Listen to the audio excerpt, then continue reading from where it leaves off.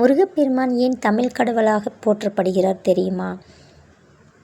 சிவபெருமான் நெற்றிக்கண் நெருப்பிலிருந்து தோன்றி குறிஞ்சி நிலத் தலைவனாகவும் தமிழர்களின் காவல் தெய்வமாகவும் கருதப்படுகிறார். முருகப்பெருமான் வேலேந்தி மயில் மீது அமர்ந்து அழகு, வீரம் மற்றும் அறிவின் வடிவமாக திகழும் தமிழ் கடவுளாவார். 1. தமிழர்களின் கலாச்சாரம் மற்றும் வீரத்தின் அடையாளமாவார். 2. சிவபெருமான் பார்வதியின் புதல்வர். 3. தீமைகளை அழிக்க கையில் வேலேந்தியவர். 4. மயில் வாகனத்தில் பவனி வருபவர். 5. 6 முகங்களை கொண்டவர். 6. சரவண பொய்கையில் அவதரித்தவர். 7. 6 முக்கிய படைவீடுகள் கோயில் கொண்டவர்.